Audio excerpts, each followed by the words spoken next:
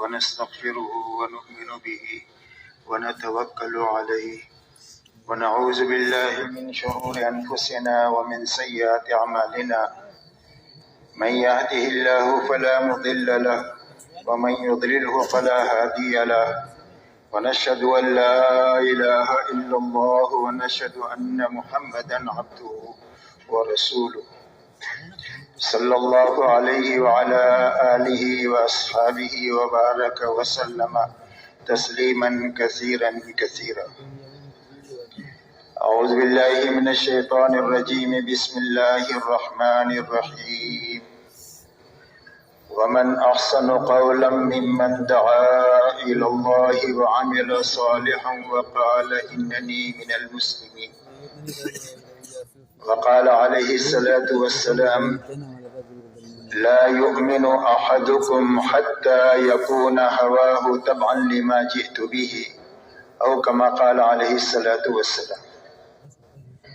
وقال عليه الصلاة والسلام من خاف أدلج ومن أدلج بلغ المنزل ألا إن سلعة الله غالية ألا إن سلعة الله الجنة أو كما قال عليه الصلاة والسلام.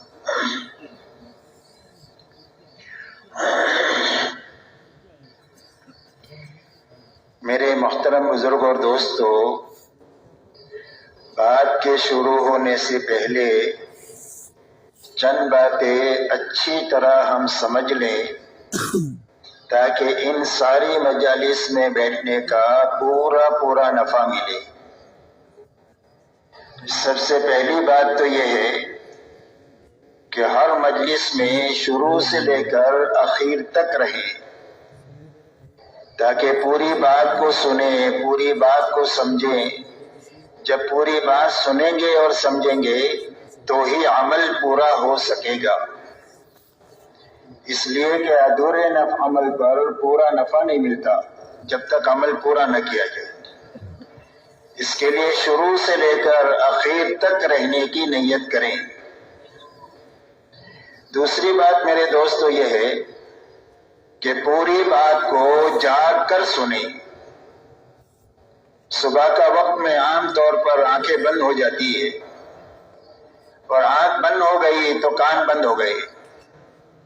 مجلس میں ہونے کے باوجود بھی کوئی بات دل تک جائے گی نہیں، اور جب بات دل تک نہیں پہنچے گی تو زندگی کے رخ کو صحیح نہیں کرے گی. معلومات سے زندگی نہیں بنتی ہے، دل میں بات پہنچنے کے راستے سے اور یقین کے راستے سے زندگی بنتی ہے. اس لیے جاگ کر سننے کا آسان راستہ یہ ہے کہ آنکھیں بند نہیں کرنا، نیچے نہیں دیکھنا، گھٹنوں میں ہاتھ نہیں ڈالنا. یہ ساری سونے کی نیت ہوتی ہے، بلکہ بات کرنے والے کی طرف دیکھتے رہنا. پھر بھی آنکھ بند ہونے لگے تو اپنی نیند آنکھوں کو مل کر نیند کو دور کیا جائے تاکہ مجلس کی کوئی خیر ہمارے ہاتھ سے چھوٹے نہیں. اپنے پڑوسی کو بھی دیکھتے رہیں، اگر کوئی سو رہا ہو تو پیار سے اس کو جگا دے، یا اس کے ساتھ خیر خواہی کی بات ہوگی. بات کو پورے دھیان اور توجہ سے سنیں کہ جسم بھی یہاں ہے اور دل دماغ بھی یہاں ہے، تاکہ بات کانوں کے راستے سے دل تک پہنچ جائے. جب بات دل تک پہنچ جاتی ہے تو زندگی کے رخ کو صحیح کر دیتی ہے. کتابوں میں واقع آتا ہے کہ ڈکیتی کی حالت میں گھر میں ڈکیتی ڈالنے کی کوشش ہو رہی ہے اور گھر کے اندر سے آواز آئی قرآن پڑھنے کی، أَلَمْ يَعْنِ لِلَّذِينَ آمَنُوا أَن تَخْشَعَ قُلُوبُهُمْ لِذِكْرِ اللَّهِ. کیا ایمان والوں کے لیے ابھی وقت آیا نہیں ہے کہ ان کے دل اللہ کے لیے ڈر جائیں اور اللہ کی طرف متوجہ ہو جائے؟ بس اس بات کا سننا تھا اور دل تک پہنچنا تھا کہ فوراً زبان سے نکلی آ گیا اور اپنی ساری برائی کے اسباب کو توڑ کر بیت اللہ پہنچ کر بہت بڑے والے اللہ والے بنے. اس لیے دل تک بات کے پہنچنے کا یہ اثر ہے. اللہ نے دین کی بات میں بہت طاقت رکھی ہے. لیکن شرط یہ ہے کہ یہ دل میں پہنچے، تو اس کے لیے جسم بھی یہاں ہو اور دل دماغ بھی یہاں ہو۔ اسی کے ساتھ آدمی عمل کی نیت سے سنے، اس لیے کہ اللہ کے یہاں سے جو داد و دہیش کا نظام ہے وہ آدمی کی نیت ہے۔ حدیث پاک میں فرمایا گیا وَإِنَّمَا لِكُلِّ امْرِئٍ مَّا نَوَىٰ، فرمایا ہر انسان کو وہ چیز ملے گی جس کی اس نے نیت کیا۔ جب عمل کی نیت سے بات سنیں گے تو بات محفوظ بھی ہو جائے گی دل دماغ میں، اور اللہ تعالیٰ عمل کی توفیق دیں گے، جس کی وجہ سے جی چاہے نہ چاہے، حالات سازگار ہو ناسازگار ہو، ماحول مناسب ہو نامناسب ہو، ہر حال میں عمل کی توفیق ملے گی عمل کی نیت کی وجہ سے۔ اس لیے عمل کی نیت سے بات کو سننا، اسی کے ساتھ اچھی طرح سنتے ہوئے سمجھتے ہوئے اچھی طرح کرتے ہوئے پورے عالم میں اور ساری انسانیت تک بات کو پہنچانے کی نیت سے بات کو سننا۔ جب پورے عالم کی اور ساری انسانیت کی نیت کریں گے تو اللہ عالم کے اعتبار سے اور پوری انسانیت کے اعتبار سے اللہ تعالیٰ قبول فرمائیں گے، اور کام کے لیے جن اسباب اور وسائل کی ضرورت ہوگی وہ نیت کی برکت سے اللہ اپنے خزانے سے دیں گے۔ مال کی ضرورت ہے تو مال دیں گے، صلاحیت کی ضرورت ہے تو صلاحیت دیں گے، وقت کی ضرورت ہے تو مشغول سے مشغول آدمی سے اللہ وقت دے کر اپنے دین کا کام قبولیت کے ساتھ لے لیں گے نیت کی برکت سے۔ اس لیے پورے عالم میں اور ساری انسانیت تک بات کو پہنچانے کی نیت سے بات کو سنیں۔ تو عالم تو بہت بڑا ہے، کئی سو ملک ہے، اور انسان بھی 700 کروڑ انسان ہے دنیا میں، تو ساری دنیا میں اور سارے انسانوں تک جانے کا کیا راستہ ہے؟ ایک چھوٹی سی عمر میں تو سب تک پہنچنا نہیں ہو سکتا، تو پورے عالم میں اور ساری انسانیت تک بات کے پہنچانے کا راستہ یہ ہے کہ اپنی زندگی میں انتھک محنت کرتے ہوئے جہاں تک اور جتنوں تک جا سکتے ہیں جانا، اور جو فیس کام بک پیج باقی کو رہ جوائن گیا ہے کریں، تبلیغی بیانات اس کو آفیشیل پورا کرنے آن کے لیے اپنی یوٹیوب فیس زندگی بک۔ میں جزاکم اللہ بہترین تعالی۔ کام کرنے والے آدمی تیار کرنا، یہ محنت کا صحیح رخ ہے، اچھی طرح کرنا اور اچھی طرح کرنے والے آدمی تیار کرنا۔ حضور پاک صلی اللہ علیہ وسلم کو بہت بڑا کام دے کر کے دنیا میں بھیجا گیا۔ آپ کی محنت کا میدان پورا عالم ہے اور ساری انسانیت ہے اور قیامت تک کا زمانہ ہے۔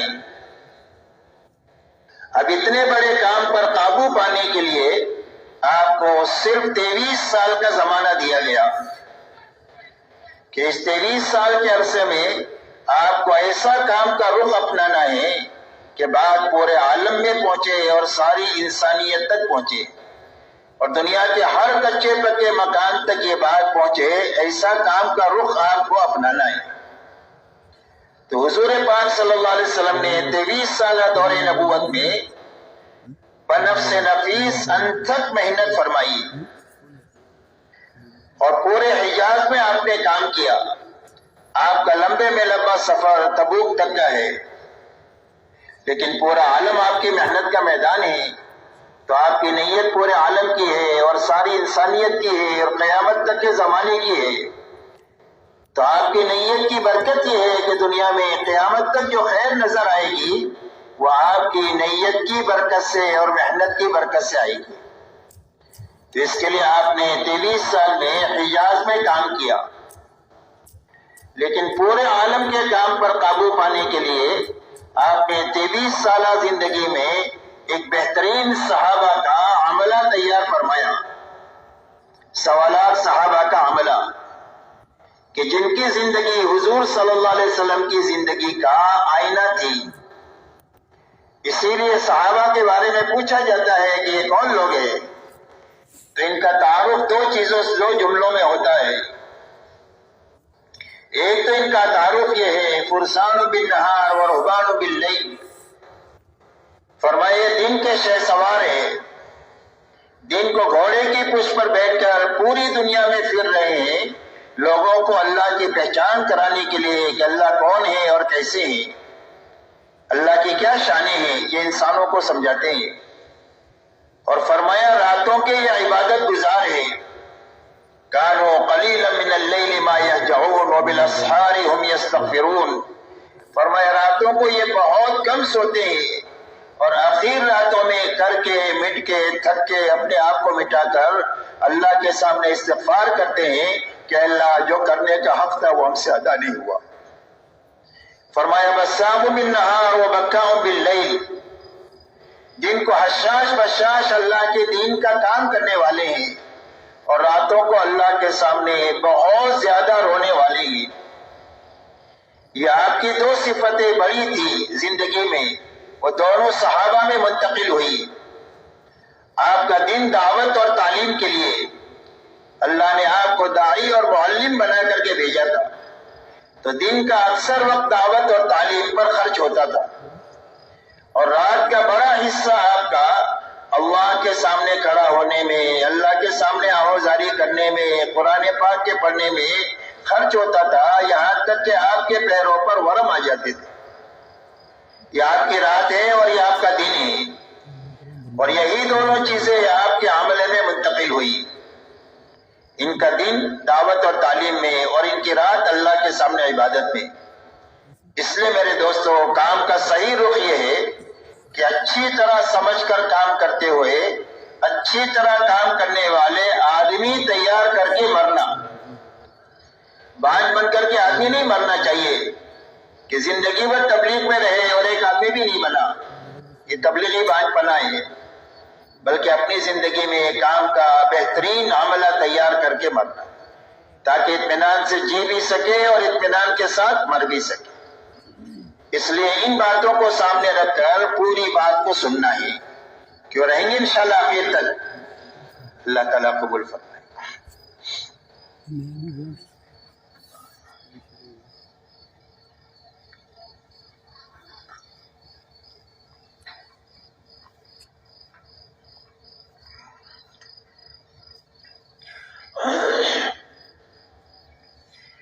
میرے محترم بزرگ اور دوستو، سمجھنے کی بات یہ ہے کہ اس روئے زمین پر انسانیت کے آنے کا اللہ نے ایک ہی راستہ بنایا ہے۔ مرد بھی، عورتیں بھی، شہزادے بھی، فقیر بھی، دنیا میں ہر انسان دنیا میں ایک ہی راستے سے آتا ہے، اور وہ راستہ ماں کا پیٹ ہے۔ ہر بچے کی پرورش اللہ 9 مہینے تک کم و بیش وقت میں اللہ اس کی تربیت فرما کر اپنے قدرت سے دنیا میں اس کو لاتے ہیں۔ ایسے ہی اس دنیا سے اپنی زندگی پوری کر کے آخرت کی کبھی نہ ختم ہونے والی زندگی کی طرف جانے کے لیے بھی ایک ہی راستہ ہے، اور وہ راستہ موت کا راستہ ہے۔ ہر انسان موت کے راستے سے آخرت کی زندگی کی طرف منتقل ہوتا ہے۔ ایسے ہی آنے اور جانے کے بیچ کی جو چھوٹی سی زندگی ہے اور موت کے بعد کبھی نہ ختم ہونے والی آخرت کی زندگی ہے، جس زندگی کے بارے میں اللہ والے یہ فرماتے ہیں کہ اگر آسمان اور زمین کے درمیان کی خالی جگہ کو رائی کے دانوں سے بھر دیا جائے اور ایک پرندہ 1000 سال میں ایک دانہ کھائے تو ہو سکتا ہے کہ خرب خرب سال میں جا کر یہ دانے ختم ہو جائے، لیکن انسان کی زندگی جو موت کے بعد شروع ہوگی وہ زندگی ختم نہیں ہوگی۔ تو یہ دونوں زندگیوں کے بنانے کے لیے اللہ تعالیٰ نے اپنے پاس سے دین اتارا ہے، اور اپنی سنت روئے زمین پر یہ جاری فرمائی ہے کہ جو دینداری کے ساتھ جیے گا اور جو دینداری پر مرے گا، اللہ اس کی دنیا بھی اچھے سے اچھی بنا دیں گے اور اس کی آخرت بھی اچھے سے اچھی بنا دیں گے۔ اور جو بے دینی کے ساتھ جیے گا یا بے دینی پر مرے گا تو اللہ نتیجتاً اس کی دنیا بھی اجاڑیں گے اور اس کی آخرت ایسی اجڑے گی کہ اس کے بعد کبھی بھی آبادی نہیں ہوگی۔ قیامت تک کے آنے والی انسانیت کو یہ بات سمجھانے کے لیے اللہ تعالیٰ نے قرآن پاک میں انبیاء علیہم السلام اور ان کے ماننے والوں کے واقعات کو بیان فرمایا ہے کہ ہر زمانے میں ان کی تعداد تھوڑی بھی رہی اور اسباب اور وسائل کے اعتبار سے بہت ہی کمی رہی، لیکن اس کے باوجود نتیجتاً اللہ تعالیٰ نے ان کو چمکا دیا۔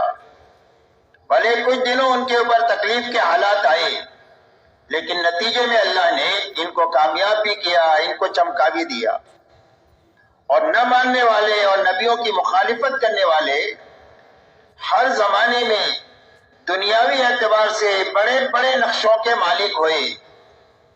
کسی کے پاس ملک کا نقشہ ہوا، کسی کے پاس مال کا نقشہ ہوا، کسی کے پاس تجارت کا نقشہ ہوا، کسی کے پاس میں باغات کے نقشے ہوئے، کسی کے پاس میں وزارت کے عہدے ہوئے، غرض کسی کے پاس اکثریت ہوئی۔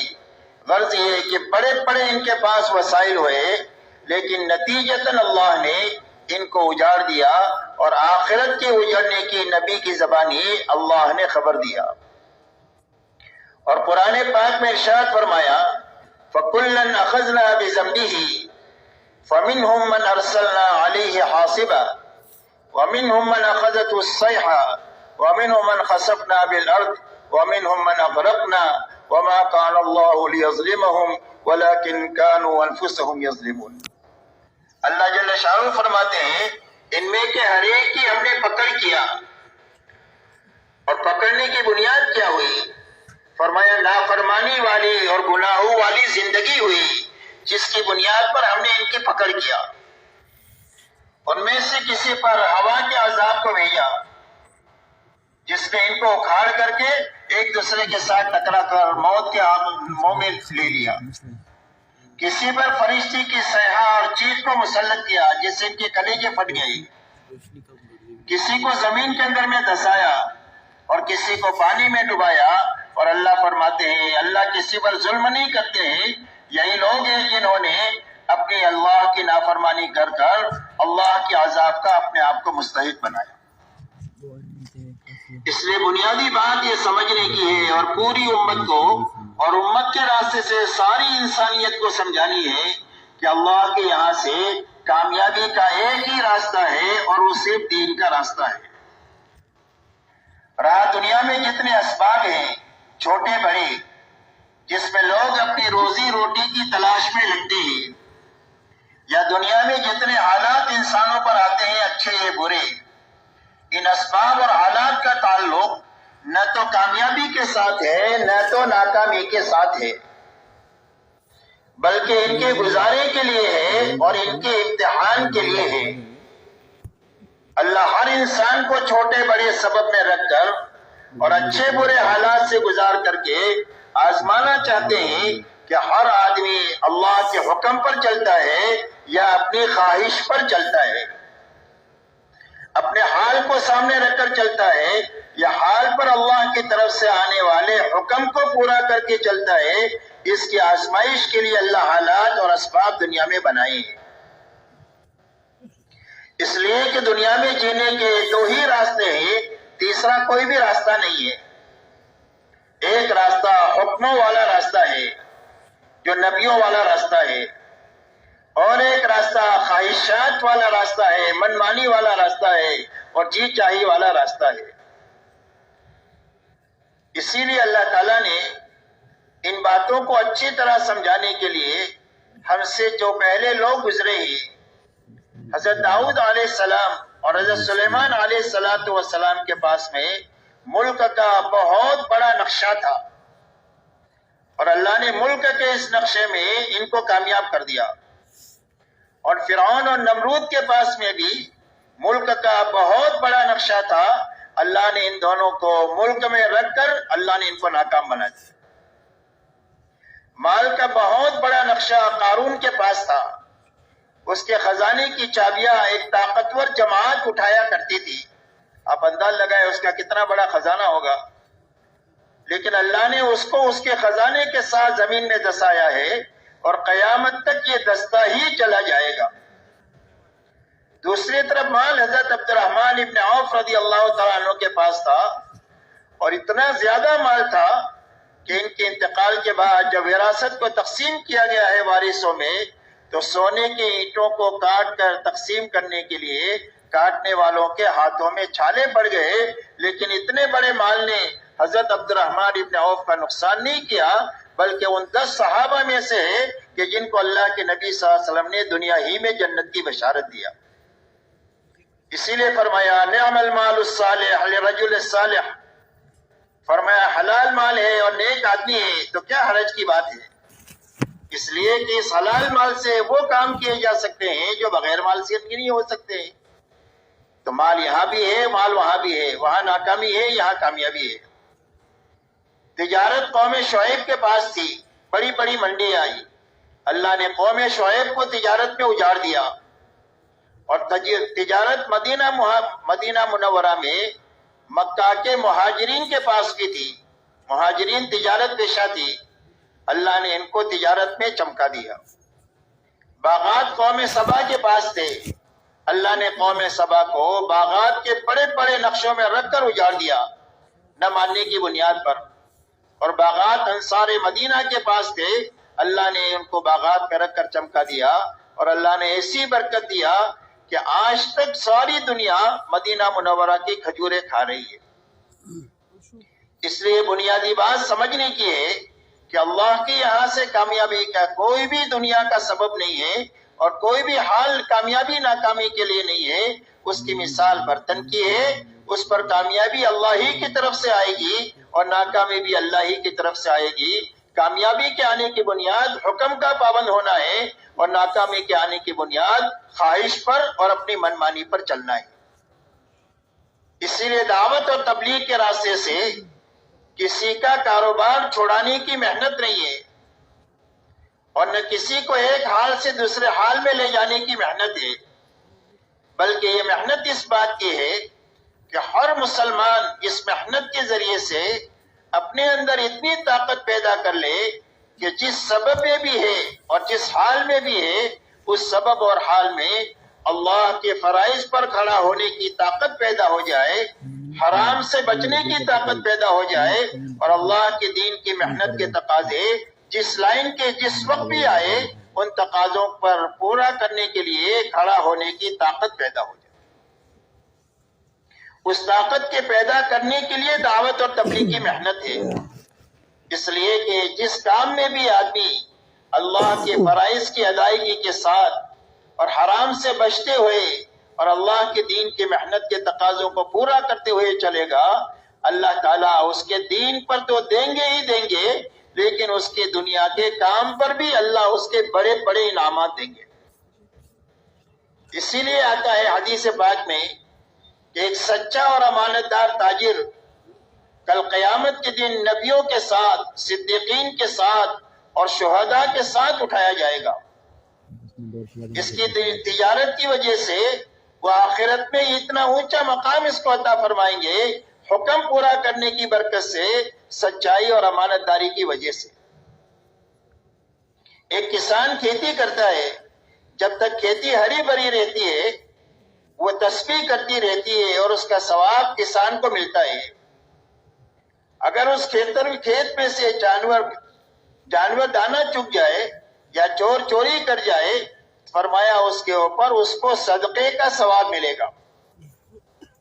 ایک غریب آدمی ہے، مزدور آدمی ہے، روز کماتا ہے، روز کھاتا ہے، لیکن حکم کی پابندی کے ساتھ کماتا ہے اور حکم کی پابندی کے ساتھ جیتا ہے، تو فرمایا شام کو تھک ہار کر کے اپنے مقدر کی روزی لے کر گھر پر واپس آئے گا اور اللہ کے خزانے سے مغفرت اور بخشش بھی لے کر آئے گا، اللہ اس کے سارے گناہوں کو بھی معاف فرما دے۔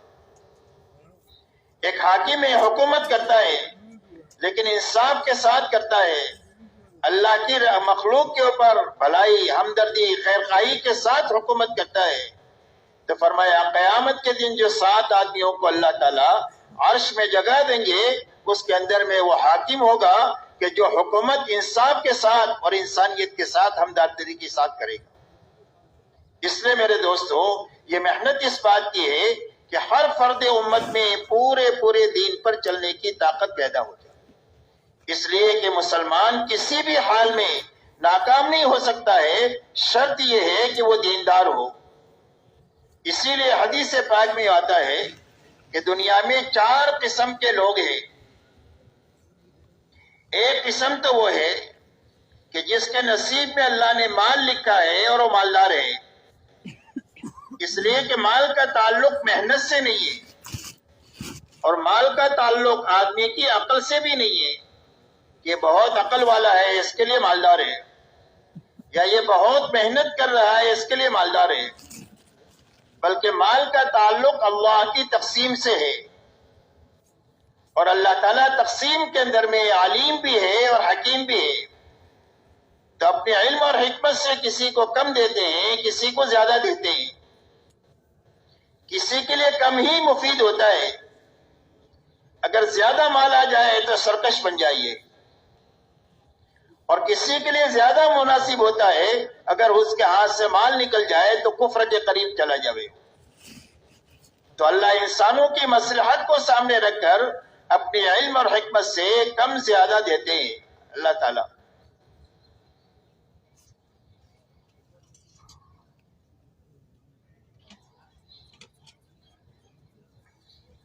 تو فرمایا ایک قسم وہ ہے کہ جس کے نصیب میں اللہ نے مال لکھا ہے اور اس نے اپنے مال سے اور اپنی جان کو لگا کر اللہ کے دین کو سیکھا اور اچھی طرح سمجھا، جس کے نتیجے میں اس کو یہ معلوم ہے کہ اللہ کی طرف سے یہ 2 بڑی نعمتیں مجھے ملی ہوئی ہے، جان اور مال کی، وہ مجھے کہاں لگانا ہے، اس لیے کہ صرف دین ہی اس کو راستہ بتائے گا لگانے کا۔ دین کے بغیر کبھی بھی آدمی کی جان مال صحیح نہیں لگ سکتی ہے، تو اب وہ دین اسے سمجھائے گا کہ کہاں لگانا ہے۔ اب ہر ایمان والے کی 2 ذمہ داری ہے، ایک ذمہ داری دعوت کی ہے، ایک ذمہ داری عبادت کی ہے۔ اب وہ اپنی جان اور مال کو دعوت کے سارے تقاضوں پر جب کبھی بھی آتے ہیں پورے نشاط کے ساتھ اور پوری بشاشت کے ساتھ لگاتا ہے، اور جب جب بھی عبادت کے لائن کے احکامات آتے ہیں تو عبادت پر اپنی جان اور مال کو یہ لگاتا ہے جیسا اللہ چاہتے ہیں۔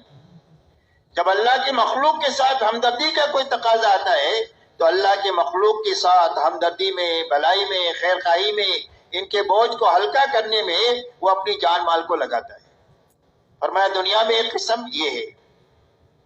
دوسری قسم دنیا میں وہ ہے کہ جس کے نصیب میں اللہ نے مال نہیں لکھا، جس کی بنا پر وہ غریب ہے، ضرورت تو اس کی بھی پوری ہوگی، ضرورت اس کی بھی پوری ہوگی، ضرورت کسی کی اٹکے گی نہیں، اس لیے کہ اللہ تو سب کے رب ہے، مالدار کی بھی رب ہے اور غریب کے بھی رب ہے، غریب کے بھی رب ہے۔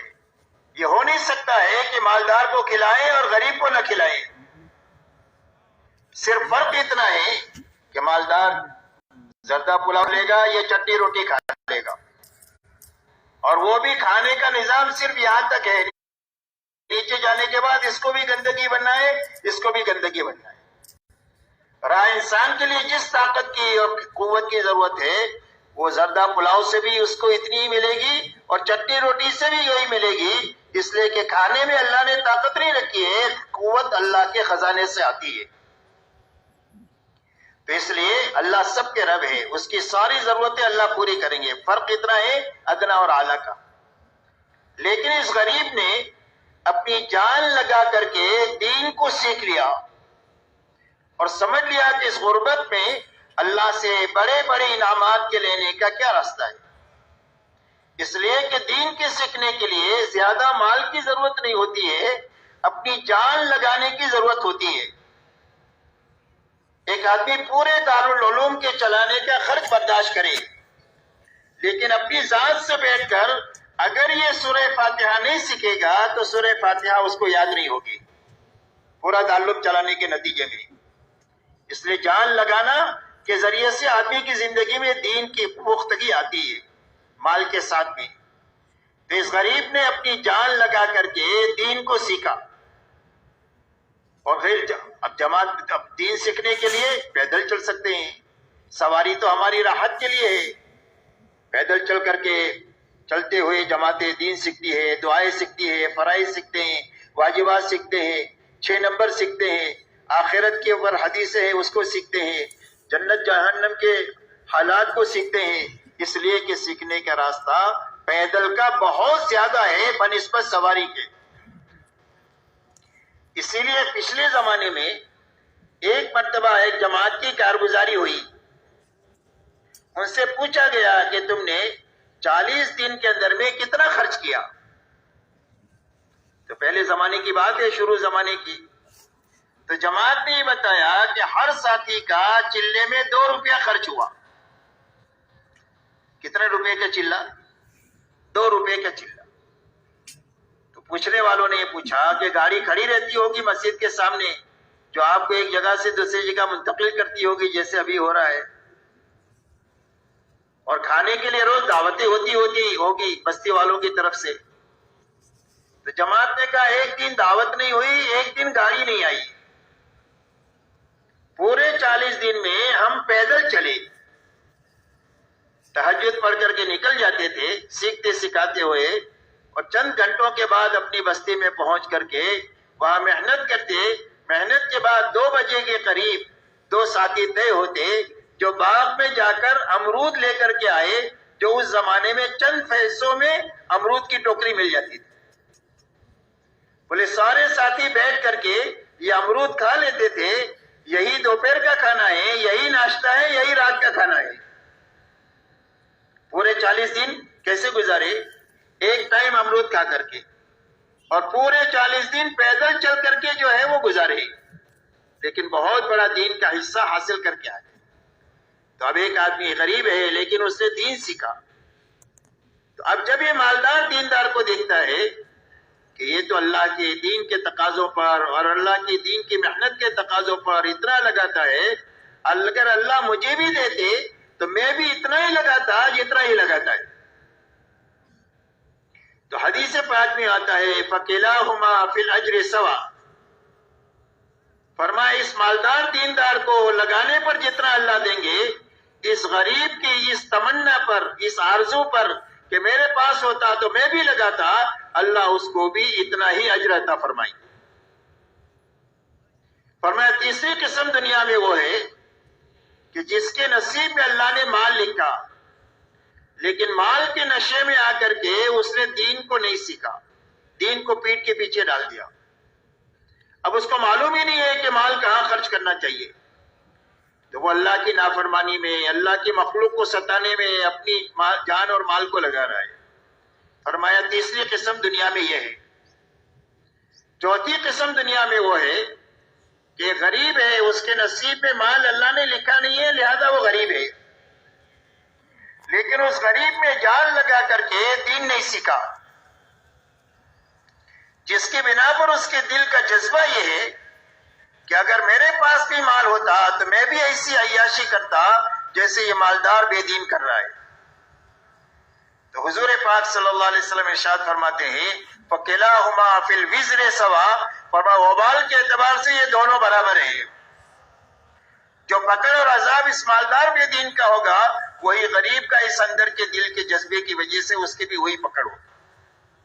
اس لیے میرے دوستو بنیادی بات یہ ہے کہ اللہ کے یہاں سے کامیابی کا، چمکنے کا، پھلنے اور پھولنے کا ایک ہی راستہ ہے اور وہ دین کا ہے۔ دوسری بات میرے دوستو یہ سمجھنی ہے کہ دین پر اللہ کی طرف سے کامیابی اس وقت ملے گی جب زندگیوں میں دین پورا ہو۔ اگر زندگیوں میں دین ادھورا ہے تو دنیا میں نقد مصیبتیں آئے گی اور آخرت میں جزا اور سزا کا معاملہ ہوگا۔ یہ ضابطے کی بات ہے، باقی اللہ کسی کو معاف کر دے تو اللہ کو کوئی بھی پوچھنے والا نہیں ہے، لیکن ضابطے کی بات یہ ہے کہ دین کی کمی کی وجہ سے دنیا میں حالات آئیں گے۔ اسی لیے فرمایا ما اصاب من مصیبت فبما کسبت ایدیکم ویعفو عن کثیر، فرمایا جو مصیبت بھی دنیا میں تمہارے پر آ رہی ہے، فرمایا تمہارے ہاتھوں کے کاموں کی وجہ سے آ رہی ہے، غلط کاموں کی وجہ سے، اور بہت ساری غلطیاں تو وہ ہے جو اللہ معاف فرما دیتے ہیں، ورنہ آدمی کے لیے جینا مشکل ہو جائے۔ تو دنیا میں ادھورے دین پر مصیبتیں آئے گی۔ آج دنیا میں مصیبتوں کی بنیاد ملک و مال کی کمی نہیں ہے، بلکہ دین کی کمی کی وجہ سے یہ مسائل ہے، یہ حالات ہیں اور یہ پریشانیاں ہیں۔ اس لیے میرے محترم دوستو، پورے دین پر اللہ کی طرف سے کامیابی آئے گی، اللہ کی طرف سے وعدے پورے ہوں گے، اس لیے کہ اللہ تعالیٰ نے دین کے اوپر، دین کے ہر عمل پر آخرت کے بنانے کا وعدہ بھی کیا ہے اور دنیا کا بھی وعدہ کیا ہے۔ فرمایا ایک آدمی اللہ کا ذکر کرتا ہے تو ذکر سے کیا ہوگا؟ فرمایا جنت میں اس کے لیے پودے لگیں گے اور ایک ایک پودا اتنا بڑا ہوگا کہ ایک تیز رفتار گھوڑا 100 سال تک اس کے سائے میں دوڑتا رہے تو سایہ ختم ہو کر بھی نہیں دے گا۔ یہ ایک سبحان اللہ کا بدلہ ہے، آخرت میں یہ انعام ملے گا۔ اور دنیا میں فرمایا دنیا میں ذکر کی بنیاد پر اللہ دلوں کو اطمینان عطا فرمائیں گے۔ ملک و مال سے اطمینان نہیں ہوتا، وسائل راحت کے ہو سکتے ہیں لیکن راحت نہیں آ سکتی، اسباب اطمینان جمع کیے جا سکتے ہیں لیکن اطمینان نہیں آ سکتا، اس لیے کہ راحت صرف اللہ کے خزانے سے آتی ہے۔ اس لیے اگر آپ دنیا پر نگاہ ڈالیں گے تو دنیا میں جتنی خودکشیاں ہو رہی ہے وہ غریب نہیں کر رہے ہیں بلکہ وہ لوگ کر رہے ہیں جن کے پاس بہت زبردست مال کے وسائل ہے، زبردست ان کے پاس بینک بیلنس ہے اور زبردست ان کے پاس سامان ہے، لیکن ان کے دلوں میں اتنی تنگی ہے کہ جو جینے کے بجائے مرنے کو پسند کرتے ہیں اور خودکشی کر کے مر جاتے ہیں۔ اس لیے یہ دل دنیا کا نفع ہے اور یہ آخرت کا نفع ہے۔ فرمایا نماز کی وجہ سے بے حساب جنت میں داخل کریں گے، پل صراط پر بجلی کی طرح گزار دیں گے۔ دنیا میں کیا ہوگا؟ فرمایا دنیا میں روزیوں میں برکت نماز کی وجہ سے آئے گی۔ ایسا ہر عمل کا نفع، کہ ہر عمل کے اندر میں اللہ نے آخرت میں بھی دینے کا وعدہ کیا اور دنیا پر بھی دینے کا وعدہ کیا کہ دنیا بھی اسی راستے سے بنے گی اور دین بھی جو ہے وہ اور آخرت بھی اسی راستے سے بنے گی۔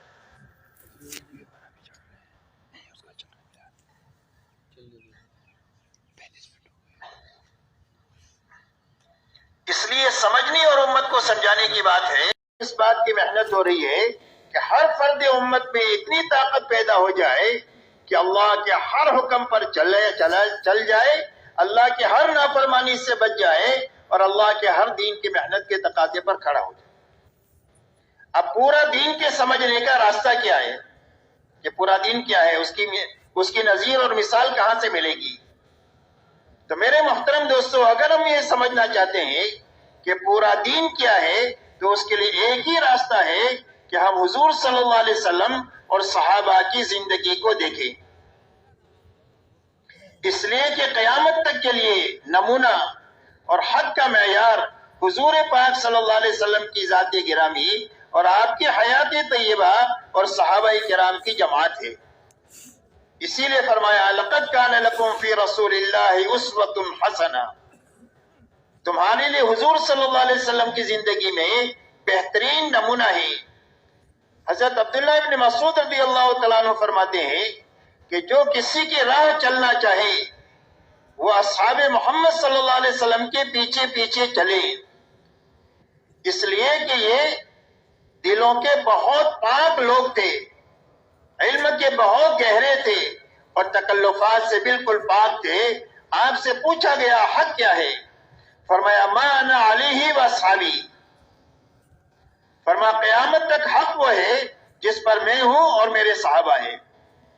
جب تک ہم حضور صلی اللہ علیہ وسلم اور صحابہ کی زندگی کو سامنے رکھ کر نہیں چلیں گے، جب تک ہماری دینی کمی کا ہم کو پتہ نہیں چلے گا۔ اس لیے کہ آج ہماری دیکھنے کا معیار یہ ہے کہ دنیا کے معاملے میں ہم اپنے سے اوپر والوں کو دیکھتے ہیں، 100 پتی 1000 پتی کو دیکھے، 1000 پتی لکھ پتی کو دیکھے، لکھ پتی کروڑ پتی کو دیکھے، کروڑ پتی ارب پتی کو دیکھے، ارب پتی خرب پتی کو دیکھے، خرب پتی ملک والے کو دیکھے کہ میرے پاس تو مال ہی ہے، میرے پاس تو کوئی پاور نہیں ہے۔ تو ہر آدمی اوپر دیکھتا ہے اور دین کے معاملے میں ہر آدمی اپنے سے نیچے والے کو دیکھتا ہے۔ ایک آدمی 5 وقت کا نمازی ہے تو وہ 3 وقت والے کو دیکھتا ہے، الحمدللہ میں تو 5 وقت کا نمازی ہوں، بہت سارے مسلمان صرف 3 وقت کی پڑھتے ہیں۔ 3 وقت والے جمعہ والوں کو دیکھتے ہیں، ہم تو 3 وقت کے پڑھتے ہیں، کتنے مسلمان صرف جمعہ میں آتے ہیں۔ اور جمعہ والے ان کو دیکھتے ہیں جو جمعہ بھی نہیں پڑھتے، اور جو جمعہ نہیں پڑھتے، جمعہ بھی نہیں پڑھتے ہیں، وہ کہتے ہیں کہ بھئی ہم تو صرف نمازی تو نہیں پڑھتے، ہم کوئی شرابی کبابی ہے۔ کتنے مسلمان پتہ نہیں کیا کیا جرائم میں ہیں، ہم کو کیا سمجھاتے ہو، ان کو جا کر سمجھاؤ۔ اور ان سے اگر ملا جائے تو وہ کہتے ہیں کہ بھئی ہم نے تو کلمہ پڑھا ہے، جنت تو ہمارے لیے ہے، آپ تو بے ایمانوں کو جا کر کلمہ پڑھاؤ۔ تو ہر آدمی اپنے بارے میں مطمئن ہے، اور مطمئن ہونے کی وجہ یہ ہے کہ ہمیں اپنی دینی کمی کا احساس نہیں ہے۔ احساس اس لیے نہیں ہے کہ ہم نیچے دیکھتے ہیں، اوپر نہیں دیکھتے۔ حالانکہ حکم یہ ہے کہ دنیا کے معاملے میں اپنے سے نیچے والوں کو دیکھا جائے۔ جب دنیا کے معاملے میں سے اپنے سے نیچے والوں کو دیکھا جائے گا تو ہمارے اندر صبر اور شکر کی کیفیت پیدا ہوگی۔ اور اللہ تک پہنچنے کے یہ دو راستے ہیں، ایک شکر کا ہے اور ایک صبر کا ہے۔ تو جب دنیا کے معاملے میں اپنے سے نیچے والوں کو دیکھیں گے اور دین کے معاملے میں اپنے سے اوپر والوں کو دیکھیں گے، یعنی حضور صلی اللہ علیہ وسلم اور صحابہ کو دیکھیں گے، تو اللہ تعالی ہمیں ایک تو دینی کمی کا احساس ہمارے اندر پیدا کریں گے، اور ایک صبر اور شکر کی کیفیت اللہ ہمارے اندر پیدا فرمائے، جو اللہ تک پہنچنے کا راستہ ہے۔ اس لیے میرے محترم دوستو، یہ حکم ہے کہ دنیا کے معاملے میں نیچے دیکھا جائے، دین کے معاملے میں اوپر دیکھا جائے۔ جو اس طریقے سے زندگی گزارے گا اس کا شمار شاکرین میں سے ہوگا اور اس کا شمار صابرین میں سے ہوگا۔ اگر یہ بات نہیں پیدا ہوئی اور ہم نے اوپر نہیں دیکھا، اپنے ماحول ہی سے دین کو سمجھنے کی کوشش کیا، تو میرے دوستو غلط فہمی کے ساتھ زندگی گزرے گی اور اسی پر موت آئے گی۔ آدمی سمجھے گا میں حق پر ہوں، حالانکہ باطل پر ہوگا، اس لیے کہ اپنے ماحول سے دین کو سمجھا ہی نہیں جا سکتا اور اپنی کمی کا پتہ چل ہی نہیں سکتا ہے، اور غلطی پر ہوگا اور اپنے آپ کو صحیح سمجھتا رہے گا، وہ ہدایت پر سمجھتا رہے گا، اور اسی حالت میں اگر موت آ گئی تو پھر کل قیامت کے دن یہ خون کے آنسو روئے گا، لیکن اس کے آنسوؤں کا پوچھنے والا کوئی نہیں ہوگا۔ اس لیے دعوت اور تبلیغ کے راستے سے اس بات کی محنت ہے کہ ہر آدمی اپنے غلط ماحول سے نکل کر ایک پاکیزہ ماحول میں آئے، اور پاکیزہ ماحول میں آ کر اپنے چہرے کو حضور صلی اللہ علیہ وسلم اور صحابہ کے آئینے میں دیکھے، تاکہ پتہ چلے کہ میں کہاں ہوں اور مجھے کہاں ہونا چاہیے۔ اس لیے میرے دوستو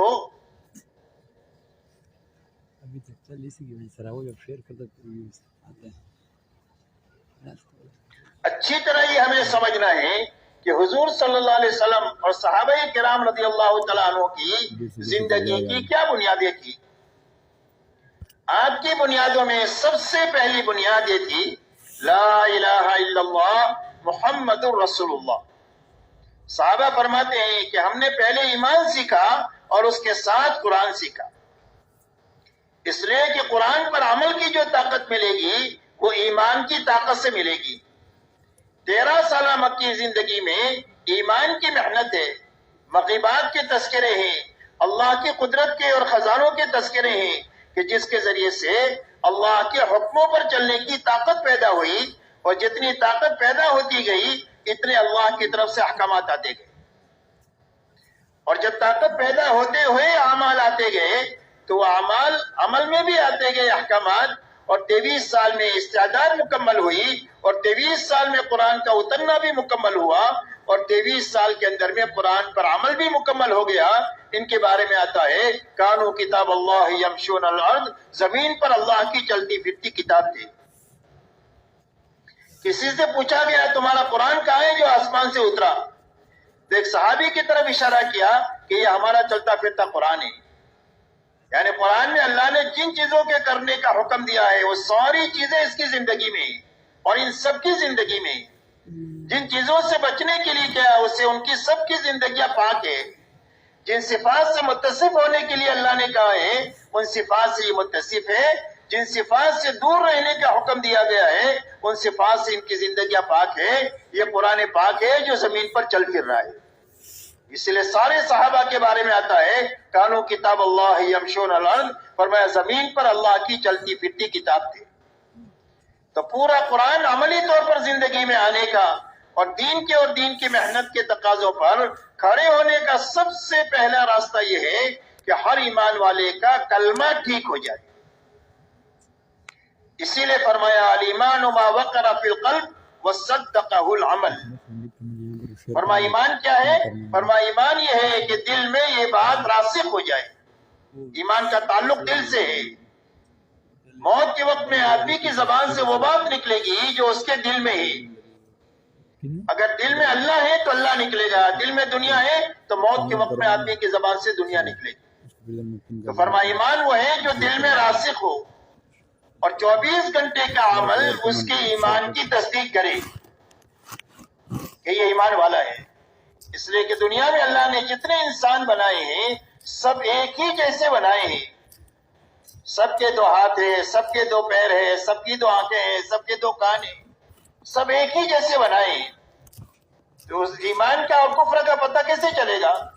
فرمایا 24 گھنٹے کی زندگی بتائے گی کہ یہ ایمان والا تاجر ہے، اور یہ ایمان والا کسان ہے، اور یہ ایمان والا غریب ہے، اور یہ ایمان والا مالدار ہے، اور وہ ایمان والی عورت ہے، وہ ایمان والا جوان ہے، وہ ایمان والا بوڑھا ہے، یہ ایمان والا حاکم ہے.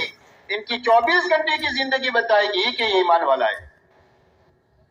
اس لیے کہ ایمان کے تقاضوں میں سب سے بڑا تقاضا ہے کہ یہ آزاد نہیں ہوگا، یہ پابند ہوگا. ایمان کے تقاضوں میں سب سے بڑا تقاضا کیا ہے؟ کہ بھئی آزاد نہیں ہوگا بلکہ ہر قدم پر یہ پابند ہوگا اللہ کے حکم کا، نبی کے طریقے کا، اور اپنی نیت میں اللہ کو راضی کرنے کے جذبے کا یہ پابند ہوگا.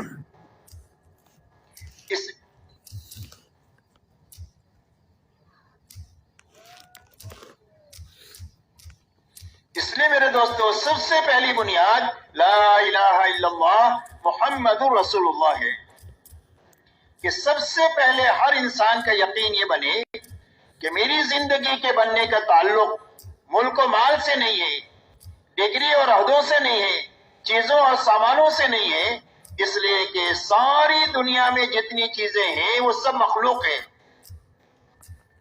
وہ بنی ہوئی چیزیں ہیں، اور اللہ خالق ہے، اللہ بنانے والے ہیں. کوئی چیز اپنے آپ بن نہیں سکتی، اور دنیا کے سارے انسان مل کر کے بھی کسی چیز کو بنانا چاہے تو بنا نہیں سکتے ہیں اللہ کی مخلوق کا سہارا لیے بغیر. دنیا کے سارے انسان مل کر اللہ کی مخلوق کا سہارا لیے بغیر ایک بال نہیں پیدا کر سکتے، ایک بال نہیں پیدا سکتے. ہاں مخلوق مصنوعی بال بنا سکتے ہیں اللہ کی مخلوق کا سہارا لے کر، اس لیے کہ بنانا صرف اللہ ہی کی شان ہے. ہاں انسان کے بس میں یہ ہے کہ اللہ نے جن چیزوں کو بنایا ہے ان کو آپس میں جوڑ کر کوئی شکل دے دے. پلاسٹک اللہ نے بنایا، انسان کے بس میں اتنا ہے کہ اس کو جوڑ کر کرسی بنا دے، صوفہ بنا دے، جگ بنا دے. لیکن پلاسٹک بنانا یہ انسان کے بس میں نہیں ہے. ایک ذرہ پلاسٹک کا سارے انسان مل کر بنا نہیں سکتے. انسان کے بس میں اللہ نے یہ دیا ہے کہ لوہا اللہ نے بنایا، اس کو جوڑ کر ٹرین کی اور تیز رفتار سواری کی شکلیں دے دے. لیکن لوہے کا ذرہ سارے انسان مل کر کے بنا نہیں سکتے. ایسا ہی لکڑی ہے، کشتی میں جوڑ کر کے کشتی بنا دے، کرسی بنا دے، صوفہ بنا دے، لیکن لکڑی کا ذرہ سارے انسان مل کر بنا نہیں سکتے ہیں. اس لیے کہ بنانا صرف اللہ ہی کی شان ہے. اس لیے اللہ خالق بھی ہے، اللہ مالک بھی ہے. کوئی بھی چیز بننے کے بعد میں اللہ کی ملکیت سے نکل نہیں سکتی. جس کسی کے بھی ہاتھ میں ہو اور دنیا کے جس کسی بھی کونے میں ہو، اس کے مالک صرف تنے تنہا اللہ ہے، اور اس پر صرف ایک اللہ ہی کی چلتی ہے. ایسا نہیں ہے جیسے دنیا میں ہوتا ہے کہ ایک آدمی نے گاڑی بنائی، دوسرے آدمی نے گاڑی خرید لیا تو بنانے والے کی ملکیت ختم ہو گئی، اب خریدار مالک ہے. ایک آدمی نے گھڑی بنائی، دوسرے آدمی نے خرید لیا تو بنانے والے کی ملکیت ختم ہو گئی، اب خریدار مالک ہے. لیکن کائنات کی جتنی بڑی چھوٹی بڑی چیزیں جہاں کہیں بھی ہے اور جس کسی کے بھی ہاتھ میں ہے، تنے تنہا اس کے مالک صرف اللہ ہے، اور اسی اللہ ہی کی اس پر چلتی ہے، اسی اللہ ہی کی اس کے پر چلتی ہے، اس کی جس کے ہاتھ میں ہے اس کی نہیں چلتی. آئے دن آپ دنیا میں دیکھتے ہیں کہ ایک آدمی ریورول خریدتا ہے اپنی حفاظت کے لیے، اور ایک دن آتا ہے کہ اپنی کمپیٹی پر رکھ کر یہ خودکشی کر لیتا ہے کہ بھئی واقعات سننے دیکھنے میں آتے ہی نہیں آتے، پڑھنے میں. تو اس نے خریدا تھا حفاظت کے لیے، لیکن اس کی ہلاکت کا سامان بن گیا، اس لیے کہ ہاتھ میں اس کے ہیں لیکن اس پر چلے گی اللہ کی. ایک آدمی مال محنت کر کے کماتا ہے، چور اچکوں کی نظر پڑ جاتی ہے، جو مال اپنے راحت کے لیے بناتا ہے وہی اس کی ہلاکت کا سامان بن جاتا ہے. کہ بھئی آئے دن یہ دیکھتے کہ نہیں دیکھتے؟ ایک آدمی اپنے بچوں کو پال پوس کر بڑا کرتا ہے اپنے بڑھاپے کے سہارے کے لیے، اور یہی بچے اس کے لیے بڑھاپے میں وبال جان بن جاتے ہیں. یہ اس بات کو بتلا رہا ہے کہ دنیا میں جو کوئی بھی جس کسی کے پاس میں بھی ہے وہ اس کی ملکیت نہیں ہے، اس کے مالک تنے تنہا اللہ ہے. اللہ جو چاہے گا وہ اس میں سے نکلے گا. اسی لیے موسیٰ علیہ السلام کو اللہ تعالیٰ نے یہ پوچھا کہ موسیٰ تمہارے دانے ہاتھ میں کیا ہے؟ تو موسیٰ علیہ السلام نے جواب دیا کہ یہ تو میری لاٹھی ہے، میں اس سے بکریوں کے لیے پتے جاڑتا ہوں، اس کے اوپر ٹیک لگاتا ہوں، اور بہت سارے اس سے میرے کام نکلتے ہیں. تو اللہ تعالیٰ نے کہا کہ اس کو زمین پر ڈال دیجیے. جب زمین پر ڈال دیا تو ایک بہت بڑا اژدہا بن گیا. اب موسیٰ علیہ السلام کہہ رہے تھے میری وہ پیچھے ہٹ رہے، اس سے ڈر کے مارے. یہ فطری بات ہے، سانپ سے ڈرنا تو کوئی نبوت کی شان کے خلاف نہیں ہے. بہرحال پیچھے ہٹ رہے. تو اللہ نے کہا کہ اس کو پکڑ لو، ہم اس کو پہلی حالت پر لوٹا دیں. جب پکڑ لیا تو اس کو پھر لاٹھی بن گئی. تو اللہ نے اس بات کو بتلایا کہ نہ یہ لاٹھی ہے نہ یہ سانپ ہے. یہ کیا ہے؟ اللہ جو چاہے وہ ہے. ایسا ہے دنیا کی بڑے سے بڑی شکل جو نفع کی تمہیں نظر آ رہی ہے اس سے متاثر ہونے کی اور للچانے کی ضرورت نہیں ہے. اور دنیا میں بڑی بڑی شکلیں جو تمہیں ہلاکت کی نظر آ رہی ہے اس سے ڈرنے کی ضرورت نہیں ہے. اس کے پر صرف تنے طرح ہمارا کنٹرول ہے. جب چاہیں گے ہم اس میں سے نفع نکالیں گے، اور جب چاہیں گے تمہارے حق میں اس کے لیے نقصان نکالیں گے، اور جب چاہیں گے تمہارے لیے نفع نکالیں گے. مسئلہ ان چیزوں کا تمہارے ہاتھ میں ہونا نہیں ہے، بلکہ مسئلہ یہ ہے کہ چیزوں کا مالک تمہارے اور ہمارے ساتھ ہو جائے. اس لیے ساری چیزیں مخلوق ہے اور اللہ خالق ہے. اور مخلوق کے بارے میں اللہ کا فیصلہ ہے کہ چاہے ذرہ ہو یا پہاڑ ہو، چونٹی ہو یا جبرائیل امین ہو، قطرہ ہو یا سمندر ہو، ایک پیسہ ہو یا لاکھوں اور کھربوں ہو، یہ سارا مخلوق ہے. اور مخلوق کے بارے میں فیصلہ ہے لا یملک نفعا ولا ضرا ولا موتا ولا حیاتا ولا نشورا. فرمایا دنیا کی کسی چیز کے ہاتھ میں نہ کسی کی زندگی کا بنانا ہے اور نہ کسی کی زندگی کا اجاڑنا ہے، نہ کسی کو مارنا ہے اور نہ کسی کو زندگی دینا ہے اور نہ کسی کو مار کر زندہ کرنا ہے. یہ سب کچھ تنے تنہا ایک اللہ ہی کے ہاتھ میں ہے. اور اللہ جو کچھ بھی کرتے ہیں اپنے قدرت کاملہ اور قاہرہ سے کرتے ہیں، وہ کسی سبب کے پابند نہیں ہے. اسی لیے آدم علیہ السلام کو بغیر ماں باپ کے پیدا فرمایا، حضرت عیسیٰ علیہ السلام کو بغیر باپ کے پیدا فرمایا، حضرت صالح علیہ السلام کے لیے اللہ تعالیٰ نے پہاڑ کی کوہ میں سے ایک گابن اٹھنے کو نکالا جس نے نکلنے کے بعد میں فوراً بچہ دیا. یہ اللہ تعالیٰ اپنی قدرت کے مظاہر دنیا میں بتاتے رہتے ہیں کہ اللہ کی شان وہ ہے کہ وہ سبب کی پابند نہیں ہے. انما امرہ اذا اراد شیئا ان یقول له کن فیکون. فرمایا اللہ کا معاملہ یہ ہے کہ جب کسی چیز کا ارادہ فرما لے کہ ہو جا تو چیز ہو جاتی. اللہ کا ارادہ ہی وجود ہے، اللہ کی مشیت ہی وجود ہے. اللہ کسی چیز کو چاہ لے تو وہ چیز فوراً وجود میں آ جائے گی. اس لیے میرے دوستو سب سے پہلے یقین یہ بنے کہ ہماری زندگیوں کے بننے کا تعلق ملک و مال سے نہیں ہے، ڈگری و عہدوں سے نہیں ہے، چیزوں اور سامانوں سے نہیں ہے، بلکہ صرف ایک اللہ کی ذات کے ساتھ ہے. اللہ ہی زندگیوں کو بناتے ہیں اور اللہ ہی زندگیوں کو اجاڑتے ہیں. بنانے والے بھی اللہ ہیں، اجاڑنے والے بھی اللہ ہے. آج تک جتنوں کی بنی ہے اللہ کے بنانے سے بنی ہے، اور آج تک جتنوں کی اجڑی ہے اللہ کے اجاڑنے سے اجڑی ہے. اس لیے ہمارا اور پوری امت کا یقین یہ بنے، سب سے پہلے یہ یقین کے بنانے کی محنت ہے کہ ہماری زندگیوں کے بننے کا تعلق ایک اللہ کی ذات کے ساتھ ہے۔ اللہ ہی زندگیوں کو بنائیں گے، اللہ ہی زندگیوں کو اجاڑیں گے۔ اللہ کے یہاں سے زندگی کے بنانے کا اور اجاڑنے کا اندھادھند نظام نہیں ہے کہ اس کی بنا دیا اس کی اجاڑ دیا، بلکہ اللہ کے یہاں زندگی کے بنانے کا ایک ہی ضابطہ ہے اور وہ صرف محمد الرسول اللہ ہے۔ اور جوتا پہننے سے لے کر نماز تک اور شادی بیاہ سے لے کر حکومت کرنے تک اپنی زندگی کے ہر حرکت اور سکون میں جو محمدی بن کر کے جیے گا اور محمدی بن کر کے مرے گا، اللہ اس کی زندگی کو بنا دیں گے۔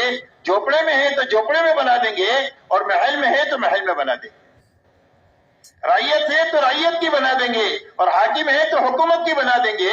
شرط یہ ہے کہ محمدی بن کر جیے اور محمدی بن کر کے مرے۔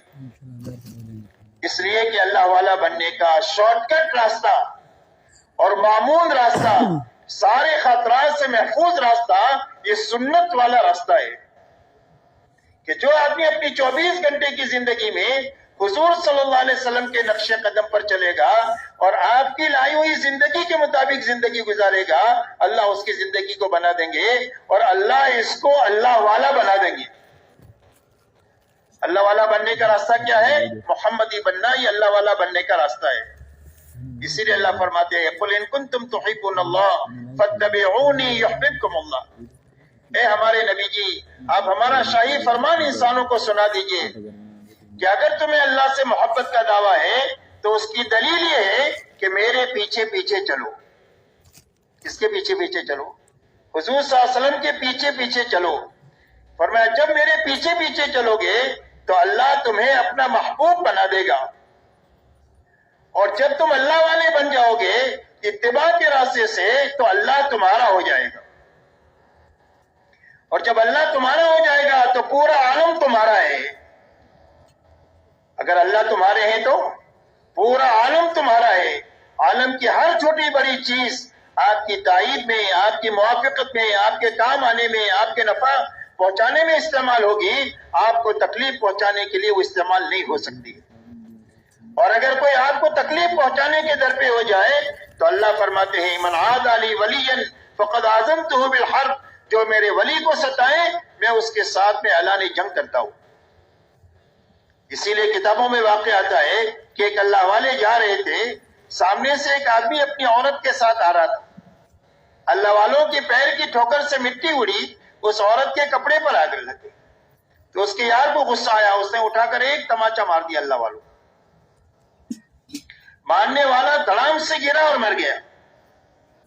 عورت نے شور مچایا مار دیا مار دیا مار دیا، لوگ جمع ہوئے بھی کیا ہوا کیا ہوا، تو کوئی بتانے والا نہیں کیا ہوا۔ اللہ والوں نے بتایا کہ بھائی ہوا کچھ بھی نہیں ہے، جس کے یار کو غصہ آیا اس نے مجھے مارا، اور ہمارے یار کو غصہ آیا اس نے اس کا کام تمام کر دیا۔ تو ہمارے یار کون ہے؟ اللہ ولی الذین آمنوا، اللہ ایمان والوں کے ولی ہے، دوست ہے، مددگار ہے، معاون ہے، کاموں کے بنانے والے ہیں۔